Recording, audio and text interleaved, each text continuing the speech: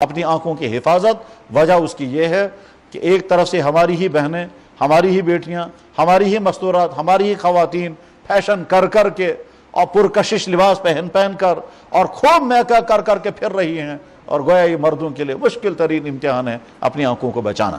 اور یہ وہ مسئلہ ہے کہ اللہ کے نبی علیہ السلام اپنے لیے دعا کرتے تھے، یا اللہ میری آنکھ خیانت سے بچ جائے۔ آج یہ سارے لوگوں کو، اور یہ نہیں سمجھنا چاہیے یہ بیچارے جو جوان ہیں انہی کے لیے امتحان ہے، نہیں، یہ بوڑھوں کے لیے بھی امتحان ہے۔ یہ نہیں سمجھنا چاہیے بیچارے یہ جو سیکنڈ ٹائٹ پہننے والے انہی کے لیے امتحان ہے، نہیں، یہ مسجد کے امام صاحب کے لیے بھی ہے، یہ مولاناؤں کے لیے بھی ہے، یہ عالموں کے لیے، یہ بزرگوں کے، ہر ایک کے لیے امتحان ہے۔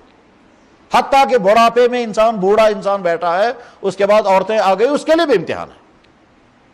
ایسا نہیں ہے کہ صاحب بیچارے جو ہم کچھ لوگوں کو کہیں ان کے لیے، نہیں، سب کے لیے امتحان آئی ہے۔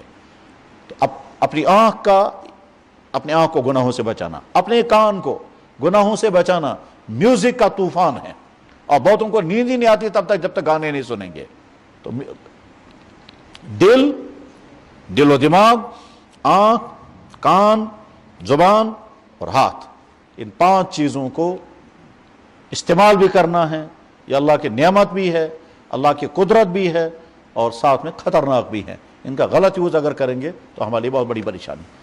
بس اپنے جسم کا صحیح استعمال کرنا ہم کو سیکھنا ہے، اور یہ بات قرآن کریم میں اللہ تعالیٰ شانہ الگ الگ انداز میں بیان کرتے ہیں۔ کہیں کہتے ہیں دیکھو یہ ہاتھ پاؤں میری نعمت ہے تمہارے پاس، دیکھو یہ آنکھیں میں نے تمہیں دی، یہ میری نعمت ہے، دیکھو میں نے تم کو زبان میں بولنے کی طاقت دی، یہ میری نعمت ہے۔ اور دوسری جگہ فرماتے ہیں یہ میری قدرت کی نشانی ہے، ان میں تم غور کرو گے یہ کیسے استعمال ہوتے ہیں، اور کیا کیا واقعتاً ایک ایک چیز کے پیچھے اتنی فلسفی، ایک ایک چیز کے پیچھے ایسی ایسی ڈیٹیلیں ہیں، عقلیں حیران ہو جاتی ہیں۔ اس لیے یہ جو میڈیکل پڑھنے والے ہیں، جب وہ پڑھتے ہیں علم تشریح الاعضاء، اس کو کہتے ہیں انیٹمی، یہ انیٹمی جب پڑھیں گے تب سمجھ میں آتا ہے اللہ کی قدرتیں کیا کیا۔ یہ آنکھ کے اوپر کور ہے جس کا ہم کہیں گے شٹر، یہ تیز کام کرتا ہے کہ جب چاہیں کھولیں گے، جب چاہیں بند کریں گے، تیز کھلتا بھی ہے، بند ہوتا ہے، کھلتا اور بند ہوتا ہے۔ کیوں؟